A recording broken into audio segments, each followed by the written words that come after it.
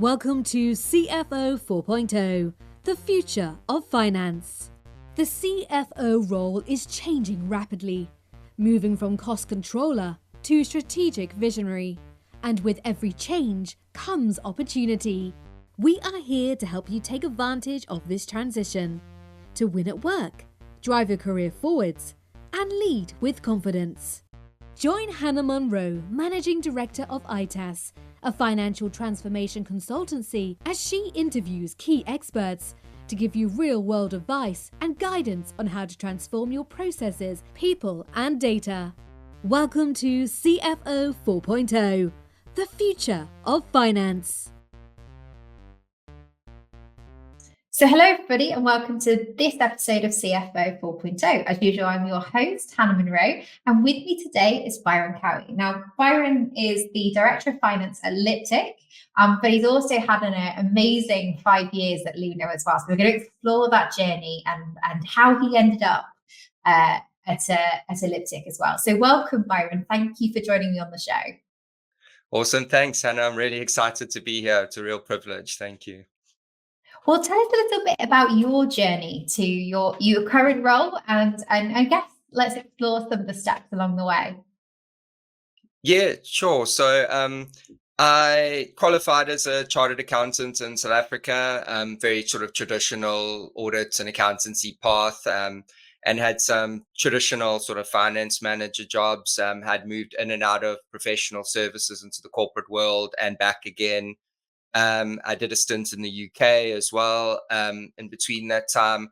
But I think really like that where I found myself in my career was sort of at a moment working in the UK when I really wanted to work in a startup or scale up type of company. This was probably early 2018 when I started exploring this desire, and necessarily threw caution to the wind in my sort of corporate job, gave my 3 months notice and sort of looked to see what was out there.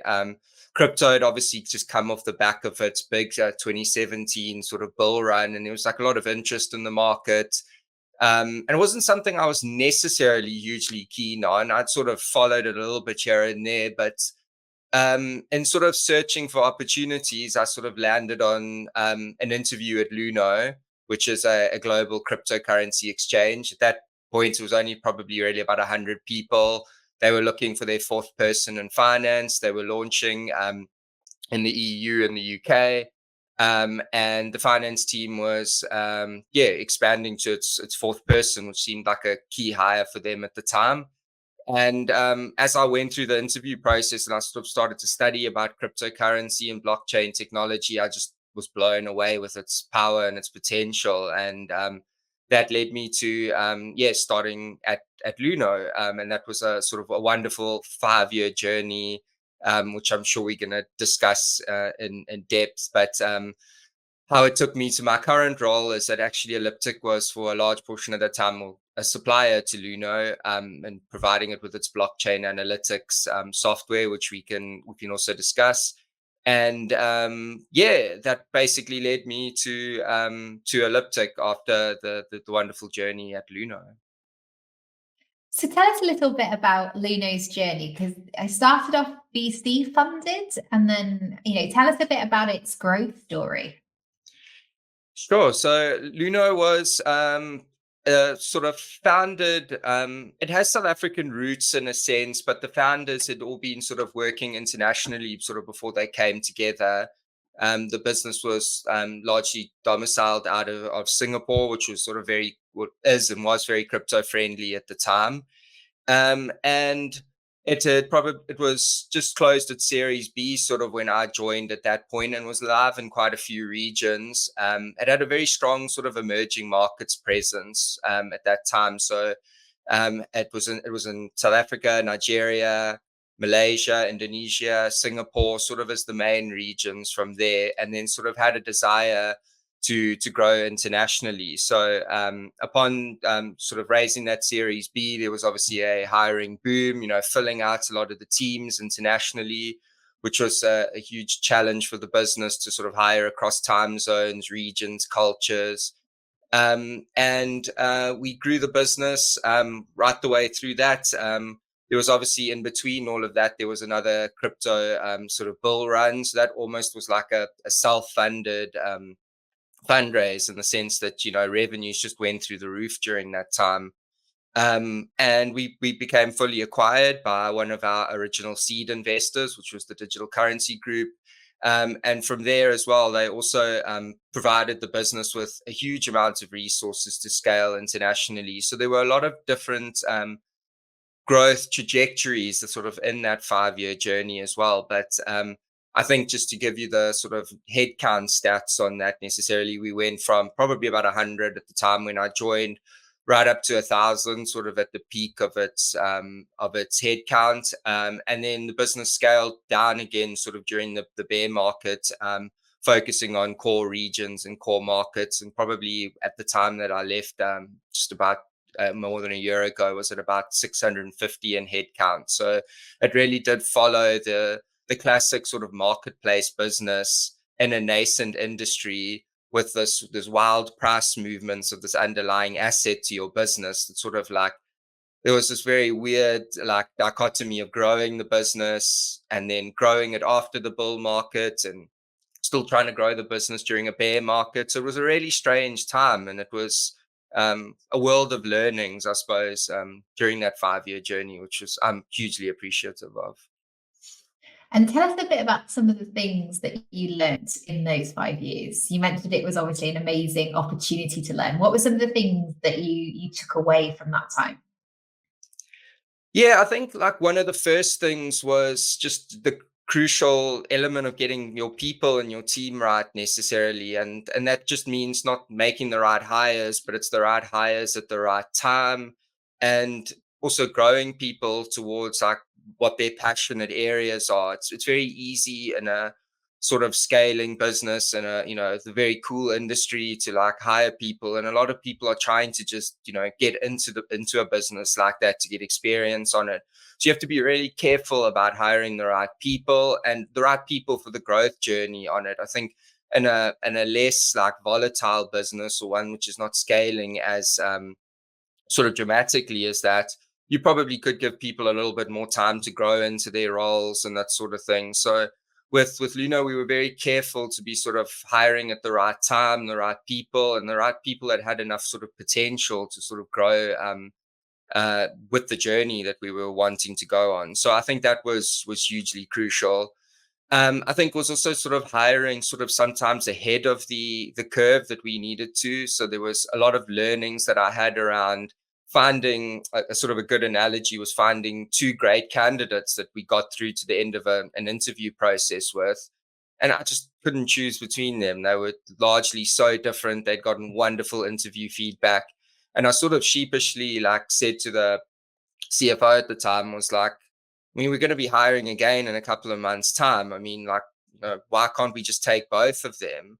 And I just, like coming from an environment where you hired for the role that you needed and nothing more in previous roles, found quite strange to be answering that question. And he was like, no, you're 100% correct. Like, let's not turn away good talent. Let's take both of them. And both of those people went on to have wonderful journeys at Luno. And we were very lucky to sort of be able to be in the position to hire them when we did. So that was a really great story. And other stories probably around finance systems. You've got to continually be scaling your finance systems when revenue's growing, when employees are growing, things break, processes break, things stop working that were working previously. You've got to rely a lot on your engineering department to sort of build things for you which don't exist sort of in the crypto industry. You can't often just plug in software like you can in traditional industries. So our tech stack became incredibly important, getting that right. And then I suppose also just financially planning the business in a nascent or very volatile industry as well also had its ups and downs. Because I think if you think to something like a SaaS business, it's growing, but it's sort of generally got quite a stable revenue base, which gives you sort of a sort of solid foundation to grow the business off. Whereas with the crypto exchange, it's very market, very price dependent on the way that it earns its revenue. So I think 3 big key learnings out of that was sort of hiring, systems, and financial planning. And looking back, if you think about some of the things that happened there, where were the things that perhaps didn't go as planned? Where were the biggest mistakes that you saw in your time there in terms of growth? Yeah, I think back to of quite a few things. I think like often in finance, we very sort of focused on the large issues or the things that are sort of concerning us at a very present point in time, whereas it's actually sometimes some of the small things which can become larger things in the future. So I think back to sort of a time when sort of some of the back end of our system and a lot of the and a high volume exchange business, you've got transactions processing in multiple fiat currencies, multiple cryptocurrencies. The crypto market's not like a traditional finance market, which closes at the end of the day and gives you like a little bit of respite to sort of like, sort anything out, close things out. It's operating 24/7, right? So you kind of like got to be very careful of things like reports not working or things on your back end of your business that are not looking the way that they should be. So there were often things that like looked small at a point in time, but then when you sort of look back at them a month or two later, you're like, okay, this is going to become a problem. There's actually more to look at here, that we're like underlying causes that as we scale the business, I think this process, this report, this information, this bit of the database that we're using, it's not going to be fit for purpose in the future. We actually need to get ahead of the curve on sort of redesigning that. So I found that was sort of a very key and crucial learning on a scaling business like that. Um, Other ones would, I suppose, be just scaling communication as well. I mean, there were lots of times when you think that you would sort of under communicate on things, or because things are happening in all different departments and things are happening all the time at the business, you can get quite caught up in what's in front of you. But also just like stepping back to make sure, like, does everyone have the right communication on the strategy, on where we're going with the journey, what's important for the short term and the long term? I think we're pretty interesting learnings on the journey. No, absolutely. And obviously my understanding your role was head of reporting and control. And I guess that was, critical in terms of with a 24-hour exchange, staying on top of the data and the analytics, the wider organization. That must have had a massive impact. Yes, I think to sort of layer on top of that as well, any sort of professional services business, if I roll back to 2018, were very sort of crypto skeptical. It was very difficult to sort of find basic things like bankers, like auditors, like in a traditional business, those things would be a given. You would have just, options aplenty. So we were often working with we weren't working with tier one banks generally. So the infrastructure that the banks underpinned was often not great and not ideal, but we had to work with it. Other things like it was really difficult to find like sort of group auditors. So we transitioned from using sort of localized auditors to then sort of going on the trajectory of finding group auditors, which was really difficult in itself. And then as the journey evolved and as crypto became more sort of, if I want to put mainstream, but more well known, and the scandals that sort of came with the fallout of some of the things that happened in crypto along that time, crypto became way more regulated. So suddenly now you're not just being audited and worrying about scaling a business. You suddenly got new regulation that's coming on top of this, and each country is sort of determining its regulation differently. But at the heart of what all the regulators were trying to do on a business like Luno, which was a consumer facing crypto exchange, you could buy, sell, trade, save, stake your crypto, all of those different things. All they really wanted to do was make sure that their people in that country were, dealing with a reputable source, as well as one which was going to protect the customer's interest at the end of the day. So I think Luno was very well run in that respect, from a sort of compliance perspective, from an audit and reporting perspective. And there were a lot of sort of nuances that came with becoming regulated as well. But largely, we sort of started to find that the regulators would, in some respects, copy and paste what had been done in other countries. And sort of we were well versed in that in one market, so we could easily, roll it out in another. So those were really cool and interesting times. And I guess, in your role as head of controls, how did you think about building controls and processes that would scale? How did you approach that in terms of your strategy around that? It's a very interesting question. I think at the heart of a crypto exchange is sort of very different to what like a bank would be. In a bank, you have fractional reserve banking, where the bank is using customer deposits necessarily to earn itself yield. In a crypto exchange, you're very much regulated now, but even in those days, we marketed to the customers that we were always a sort of one-to-one exchange. So for whatever fiat currency you deposited into the exchange, or crypto or Ethereum or Bitcoin or whatever you bought, we always held that one-to-one. So always at the heart of our financial controls, and the largest number on our balance sheet was, well, two numbers really, was our customer assets in fiat currency and in cryptocurrency, and then the corresponding sort of liabilities to those that we were holding on behalf of the customer. So I suppose necessarily, if anything sort of major was going to go wrong reputationally for the exchange and the business, was really around just custody, safekeeping of those customer funds. So nowadays there are like tools and things that you can plug in, and as the industry has evolved, I think it probably makes it a lot easier to do that. But I remember back in those early days of sort of 2018, when I started at Luno, we were largely building a lot of those things ourselves. And I say we, as the finance team, we were guiding engineering to help build those things for us. And what they couldn't build, we were, sort of doing manual recons on while we were figuring out how we could build them and automate them.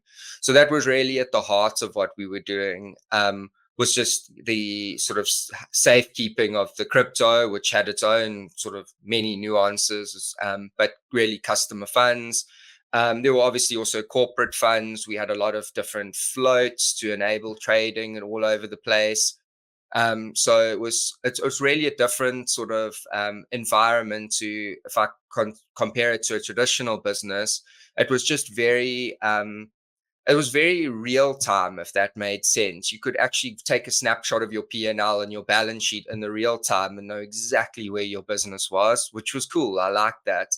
Very different to like a SaaS business, where there's sort of leading and lagging indicators, and it's just a very different type of business to like a consumer marketplace business in a nascent industry. And I guess with that ability to see the data in real time, I guess comes the challenge of the volatility of the environment that you're working within. So talk a little bit about, I guess, how you manage doing, all of the things that you need to do and scaling when there's so much volatility around the business and also the industry as well. Yeah, that's such an interesting question. I mean, in a crypto exchange and a marketplace business like that, the price just played such a huge role on consumer interest in crypto, as well as also crypto exchanges make their revenue off people trading and activity on the platform necessarily, and that really comes down to volatility. So often what you find happening is when the price is sort of on a tear in a bull market, obviously you have a lot of like retail consumers entering the space. They're buying up crypto on the hype of it and that sort of thing. You've got long-term holders who may be exiting certain positions as the price goes up.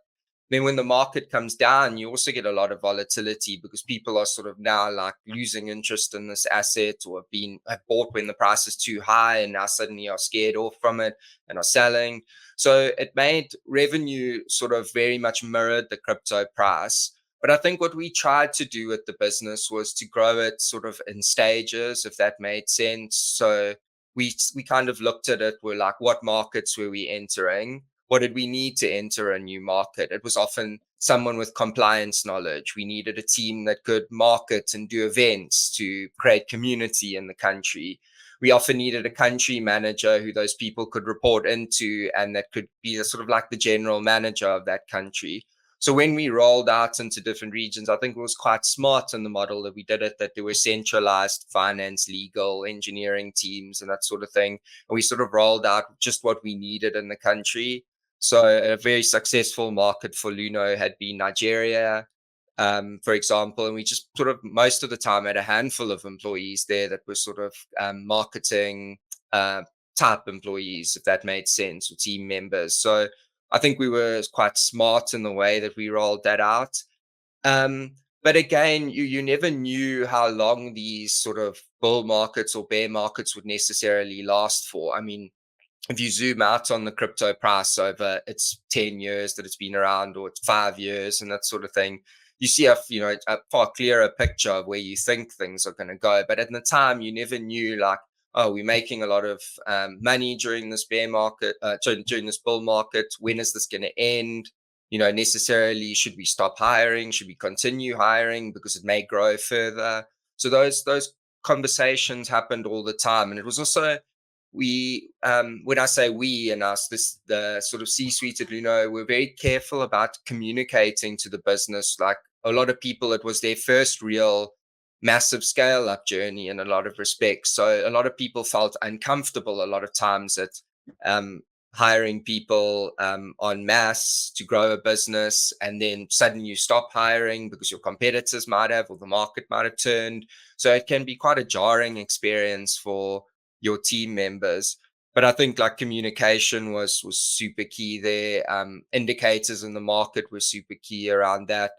And then I know I've spoken about hiring a lot, but you've also obviously got the sort of conundrum after you've hired people is to get them fully ramped, get them fully onboarded, get them to understand your business, get them contributing and that sort of thing. So a lot of learnings from me on that. I'd also at times taken for granted that in my team, as it grew from a handful of reports to 20 odd people that worked with me in reporting and control, that there was at times like some of the team members had said to me, I needed more onboarding on this. I wish I'd understood this earlier on in my journey here. It would have helped me a lot with what I'm doing now. And those were sort of key learnings for the next time we had people joining, to sort of make sure that we were very formalized in our onboarding, very particular about terms we were using, tools we were using, exactly what they did. Because I think people can be quite shy or hesitant to sort of sometimes ask or understand what something is, right? And they don't want to look foolish in front of others or whatever. And it was quite difficult for me at times to know sort of when to slow down and when to speed up, sort of in terms of all sorts of things that were happening with the team. So a lot of good learnings in that time. So I always find it really hard to explain to people why they should choose ITAS as their financial transformation or Sage partner. So rather than me tell you how awesome we are, I'm going to let our customers do it. So we decided to go with ITAS because when we were looking for a partner, we felt that they not only took the time to understand our business and they knew the needs of everyone on the team or everyone that would be using the system, but they also were very transparent in kind of what they could do, what they couldn't do. And prior to having us, sign anything or make any agreements, they held meetings with us to walk them through our processes and our business so that they really understood everything that would need to be done and give us realistic timelines as well. And another thing was, because we were so new and we didn't have a current system going, we were looking for something that we could implement rather quickly, but also do it correctly. And we felt that ITAS would be able to achieve both of those in terms of, understanding our business and implementing it how we wanted it, but also doing it in our rather quick timeline. And how did you figure out the speed piece? Because I always think a business has a natural pace. And one of the hardest things is finding employees that can either match or can keep up with that pace in high growth. So how did you, as a leader within that, how did you assess a candidate's ability to match the pace and the scale that you guys were moving at? Yes, it's a really good question. We had a very diverse and very thorough interview process. So we did the classic sort of like, hiring manager sort of onboarding type opening interviews and that sort of thing. We had panel interviews where we often used people from other departments to sort of throw sort of curveball type questions at people, see how they think on their feet, how they react to it. Are they energized by the questions that are coming their way, or do they potentially shy away from them?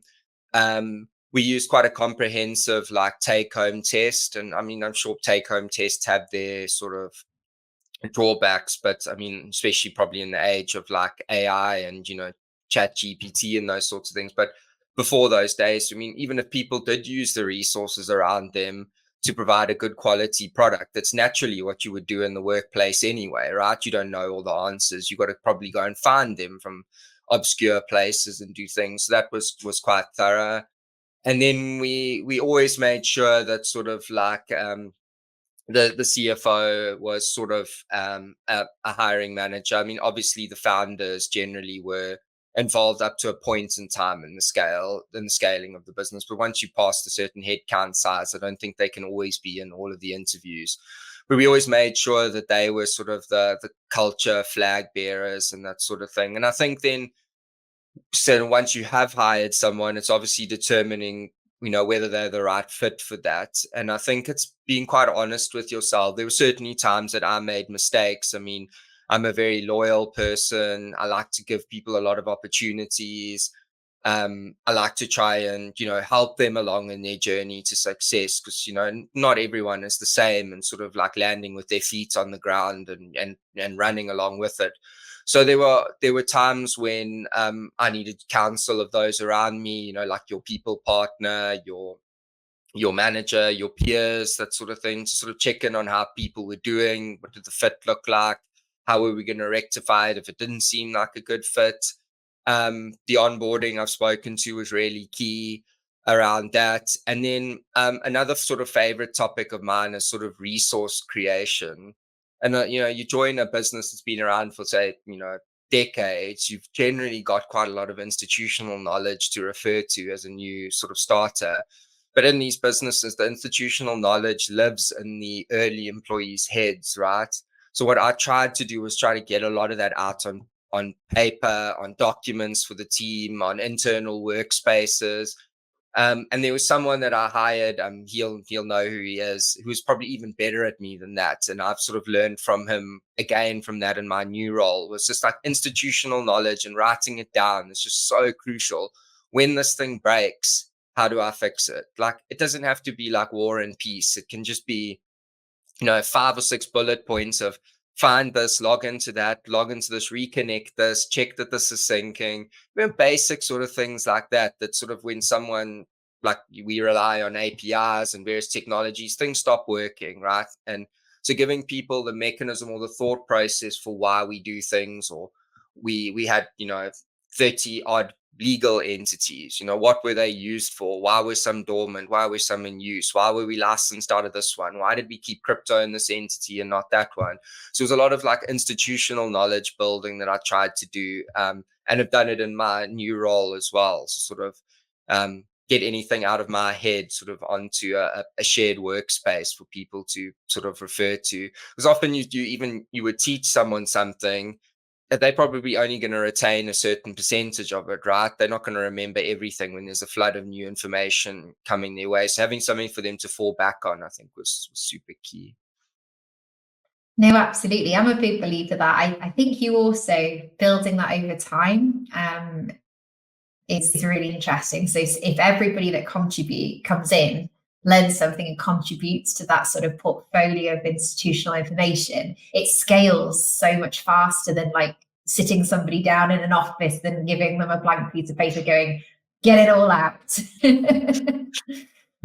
Yeah, I found that to be incredibly powerful. And like, I really hope that sort of a lot of those resources that I created are sort of still in use or whatever, or like, and then other people had created as well. It was always quite a nice thing. Like when you walk past like, the shared workspace and you see someone using a resource that you'd created, you were like, oh, cool. Like that was like time well spent. I'm not now re-explaining this for maybe the 20th time or whatever it was. So it also gave people the ability to sort of challenge what you had written down and think about it. And if you're explaining to them in real time, sort of thing, often they don't have all the context to sort of come back to you and challenge you on it. So I think that was a nice way of capturing that. And looking back on your time, is there anything that you wish you'd done differently?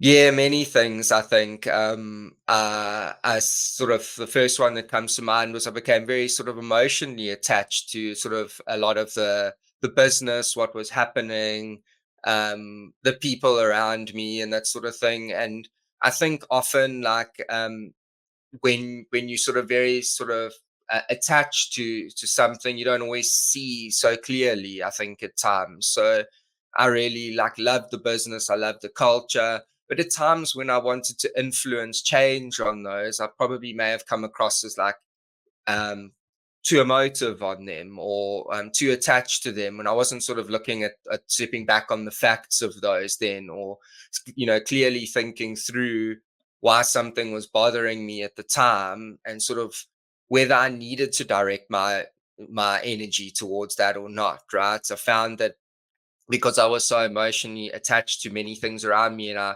I'm very sort of psychologically responsible, always feel for a lot of things. I think many people in finance are, right? They just general, like, have high ownership, like, and expectations of themselves and others, that I didn't need to be sort of fighting on all fronts on things, right? There were probably things that I needed to let go. There were things I needed to sort of step back on, give them time, relook at them again later, rather than sort of always being, highly decisive in the moment, you know, heart on your sleeve about a lot of the things, super transparent with those around you. I think there's a time to speak, there's a time to listen, there's a time to digest things, there's a time to act with urgency, and sort of always relying on your defaults on a lot of things was sort of not always the best for me. I think one of the learnings that the people team had was like a grow framework for people, and I was very hard drive as a manager, but there was connect, there was inspire, and there was various other things. And I sort of also look back on that now and wish, like, I was very hard drive. I hope I was very hard connect. Did I inspire others at the time, or did I just constantly drive them to do more? Um, and those sorts of learnings, I think, really lived with me, and sort of look back on the way that I'd maybe done things differently. I also, another area that I look back on and wish I'd done a little bit more differently was, as the business grew, I became more and more specialized. So when the finance team is 4 people around, two shared desks, it's quite easy to be a generalist, right? Like, who's going to submit this return? Well, I'll do it. Who's going to sit with the payments team and sort out this new payment provider that we're onboarding, and what the process is going to look like, and how do we do that? Who's going to work on the new country launch thing? Okay, I'll do that. Like, so you're quite a generalist in that early sort of stage in the business, but sort of the initial sort of finance team members all sort of did very similar tenures to me, and we all very much specialized in what we were good at. So it was treasury, it was tax, it was FP&A. In my case, it was reporting and control. I wish I had maybe hung on to a little bit more of the sort of generalist elements of me. And while I was exposed to a lot of things, there were probably learnings that I didn't have, because I had my own responsibilities, my own specialities to focus on. So I'm very sort of conscious in my new role. The finance team is smaller. It's 6 people. So again, it's a lot easier to try and be a little bit more generalist, and be involved in a lot of different things, rather than necessarily being sort of seen to have a speciality. And obviously, that time at Lunu was incredibly, it gave you a huge amount of experience, and it's an amazing growth story. But what have you taken forwards into your new role? What do you do? What have you applied in that new role that you think that you learned when you were in Lunu? Yeah, I think one of the first questions, or one of the first thoughts I sort of had on that was, finance systems. They can really fight against you if you don't have sort of like your automation, your understanding, your efficiency, the right tools in place for the right time. So I think that's really something that you can fight against you. I had someone that I worked with as a peer at Luno who sort of specialized on that from early on. and was a massive lever for me, just in terms of, being able to rely on someone to assist with automation and efficiency work. I've done a lot of that myself in the new role. Secondly, I think was sort of just understanding sort of unit economics, business economics, business outlook. It's a very different business being a SaaS business, but a very interesting one as well. I mean, the blockchain analytics space is hugely interesting. So it's understanding the commerciality of the business. Luno had very distinct and different business drivers to a sort of B2B SaaS business. So I've taken forward sort of that commercial understanding, I think is incredibly important to me. The learnings of sort of also being back to roots on a VC-backed business. Once Luno was acquired, there was a very different dynamic around how much funding we needed for the year, and a conversation with a wholly owned investor once we'd been acquired, versus when you're, a classic cap table full of different VCs and a diverse board. So again, how we sort of look at the business from a fundraising perspective, but also just from how we're running the business. It's a very different market economy to a few years ago. And I think all of your guests recently that I've been on, have spoken about pathways to profitability, reducing their burn ratio, moving the business towards sustainability. So that's been also a massive theme and a learning that I've taken through. I've experienced like the highs and lows of a roller coaster of a marketplace business and a nascent industry.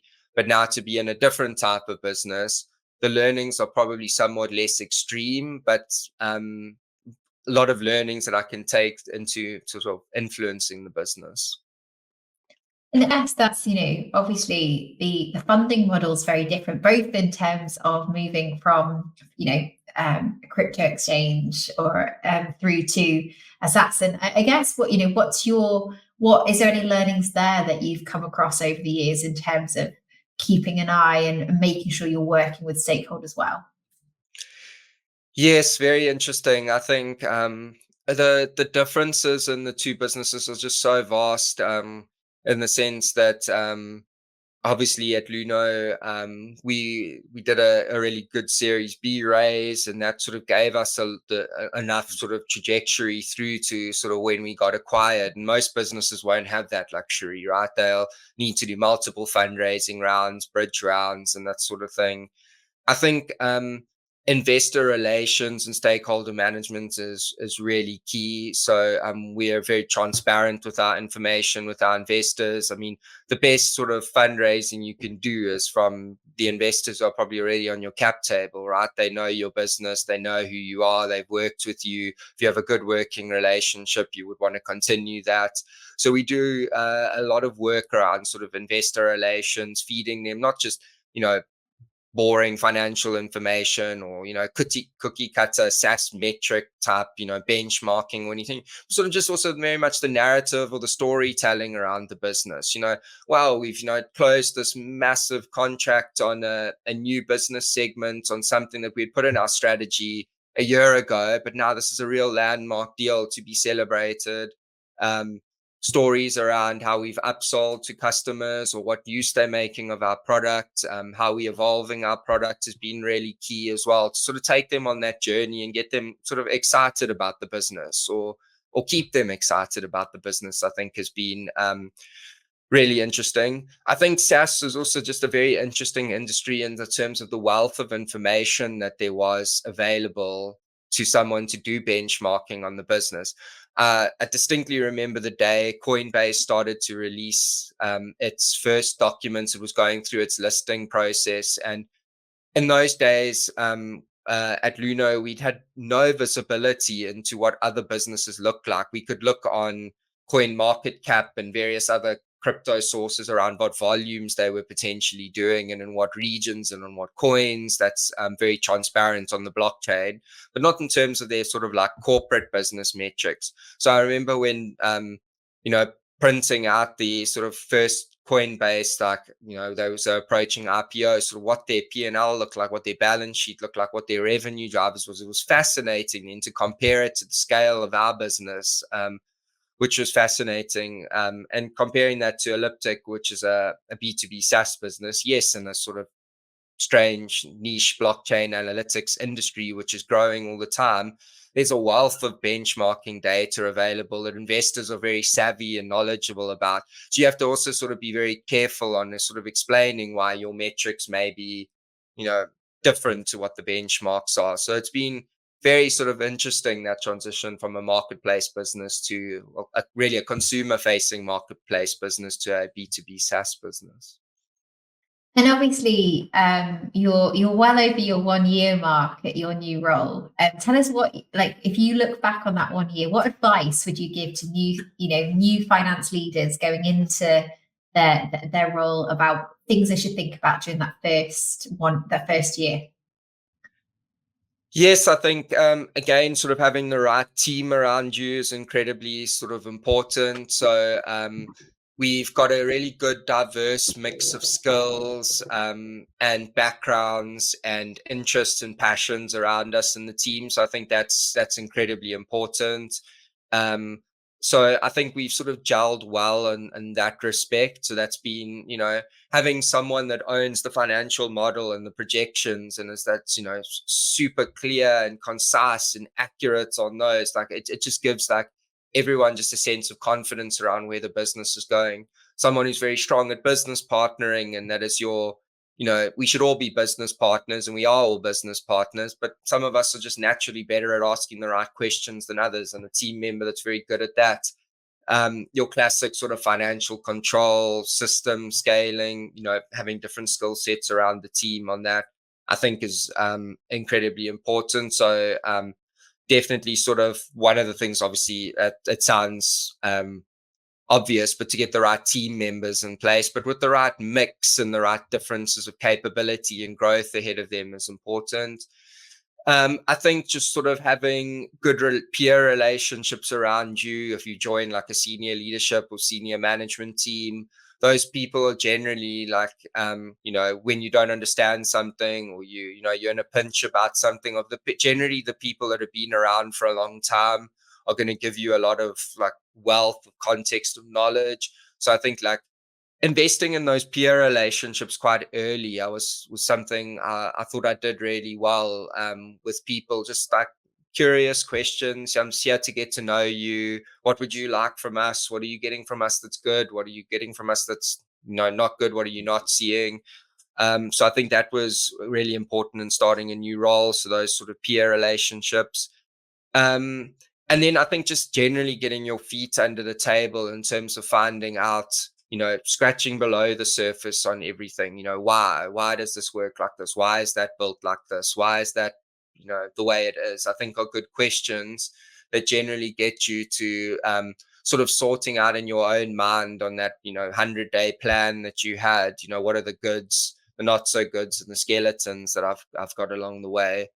And then just, I think generally just like understanding the products that you use is also super important. I was fortunate that Elliptic was a supplier of Luno, so I understood the space well and what the product was trying to do and was doing and where it was going. But I think then it was interesting in Elliptic to then look at what the business strategy was like. Where were the growth areas? What do our ideal customers look like? How can we grow those customers?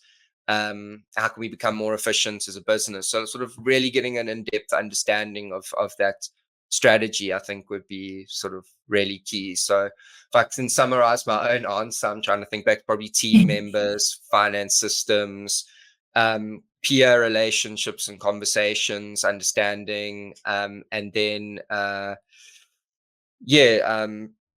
your understanding your product, what it does, what the levers are in your product, how we measure those, would be sort of my advice on those. Some great advice in that as well. I think it's, I think all too often we can focus so much on making an impact in this short space of time without actually having the breadth and depth of knowledge that we need to be able to do that in the best way. So yeah, I love all of that advice. Thank you so much, Byron. And last question, but certainly not least, is there a book or something that you've read over the years that's really inspired you in your roles? Yes, so they're probably going to be fairly sort of crypto blockchain specific, I think, but a certain book that it's certainly not got a glamorous title, but it's called In Math We Trust, which is by an author named Simon Dingle. And he writes basically like a very sort of early blockchain sort of understanding dummies guide type of book, which I found fascinating. I learned a hell of a lot out of that, and starting at Luno. I read it cover to cover quite a few times. I'm just trying to think. There's a good read called Bitcoin Gold, which is generally also a standard sort of read in the crypto industry. Looking behind me on my shelf. The story, I can't remember what the name is it Bitcoin Billionaires, I think, but it's the story of the Winklevoss twins that, with Mark Zuckerberg and the founding of Facebook, but how they found lightning struck twice in their lives. They were there at the beginning of social media. They were there at the beginning of crypto. It was an amazing journey on how they found that. I think it was very inspiring. There was a book written about the Silk Road, which was obviously a dark web marketplace, but the book is called American Kingpin. And it's a fascinating story about Ross Ulbricht, who brought this illegal dark web marketplace, which I suppose has its place in crypto's history, obviously a dark place on that. Another one would be Traces in the Dark, which is really a story of blockchain analytics and how we can use the sort of open nature of the blockchain to fight financial crime, anti-money laundering. And then last but certainly not least, because we had the book club on this last week at work, but one of my colleagues, David Carlisle, just recently published a book called The Crypto Launderers, and that also just sort of covers a lot of the history of blockchain analytics, fighting financial crime on the blockchain. It's a really fascinating journey on all the sort of things that have happened, and the role that crypto is playing in the future of finance, but also just the sort of nefarious activities and how those have been uncovered using blockchain's transparent nature is a really wonderful read. So hopefully your listeners can sort of pick up on one of those and maybe pique their interest around learning something new if they're not already in the industry. Absolutely. And for anyone listening, we will put links to those, and we will chase Byron up afterwards for that massive list. That's a brilliant list. Thank you so much, Byron. And you know what's lovely to hear that someone else has a work book club. We have the same. There's a couple of book clubs going around our place at the moment. So, to all of our listeners, if there's a great book you've been reading in your work book club and you'd like to share it, then send it through to me. So thank you so much, Byron, for coming in and sharing your story, telling us about what life was inside Luno through that amazing growth journey, and also what you've learned in your latest role, and some top tips for learning more about blockchain and its impact and its capabilities. So thank you so much. And if people want... Thank you for having me. I mean, it was obviously... a really sort of felt really honored to be asked. I think I'm a very avid listener of podcasts, and this one and specifically as well. And I think back to some of the guests that you've had on them and how much I've learned from them. So I really hope that there's some gems of wisdom here in my journey that others could sort of learn from or find interesting. So Hannah, really appreciate you asking sort of all the great questions and sort of finding all the insights out of it. So very appreciative. Thank you. No, and I think I would say that too as well to yourself. Thank you for coming and sharing your learnings. I think there's an amazing opportunity for us in finance to build this community where we share stories. If we share the things we learn, then it gives someone else the opportunity to make maybe some different mistakes that they can come on and share with us as well. So we all grow and learn together. And and I will say that as well. If you've got a great guest you think that should be recommended, this is both to our listeners, or if there's a story that you think should be told, then please do reach out to me. I'm always looking for inspirational and people that can give us some education and we can learn from their successes, but also maybe the things that didn't quite go to plan. So thank you so much, Byron. Thank you to our listeners for joining us. And yes, for all of those links will be in the show notes, as well as obviously a link to Byron's profile and of his latest company as well. So thank you so much, Byron, and we'll see you next time. Hey, Google. What's the best accounting software for my business? Give it a couple of years, and I bet you she'll be able to answer you pretty accurately. But for now, it's still one of the few questions Google can't give you an answer for. But we can. Take our free quiz and find out which Sage product is the right fit for your business. Just head to itassolutions.co.uk.